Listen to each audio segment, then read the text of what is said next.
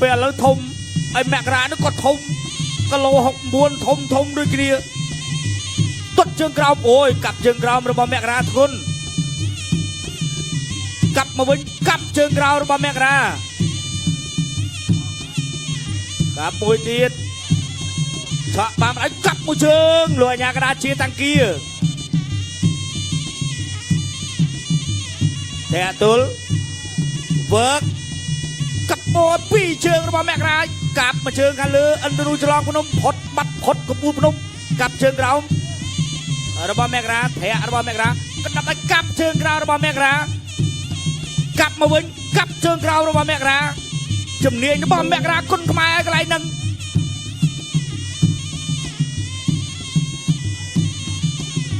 ចូលមកដៃកាប់ជើងក្រោមកាប់ជើងក្រោមអូយកាប់មកវិញដែរមិនមែនកាប់អីទេយើងកណ្ដាប់ដៃរបស់បង្គោលខៀវកាប់ជើងក្រោមមួយដៃកាប់ជើងក្រោមធាក់មួយកាប់ជើងក្រោមកាប់ជើងក្រោមចូលដៃរបស់បង្គោលខៀវ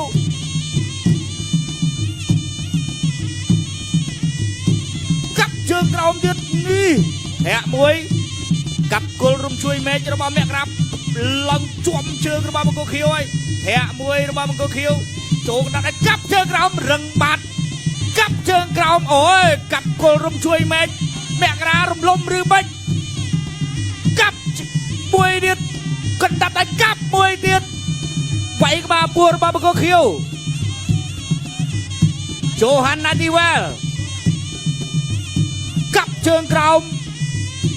កណ្ដាប់ឲ្យកាប់ជើងក្រោមវាយកណ្ដាប់ដៃកែងមួយរបស់ណាទីវ៉ែល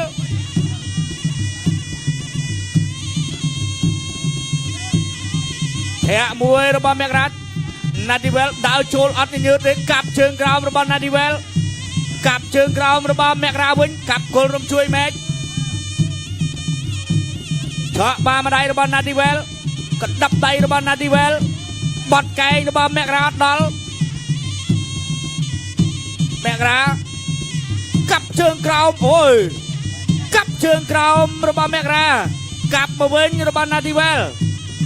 កាប់ជើងក្រោមរបស់មករាអើយយោយប៉ោងអើយ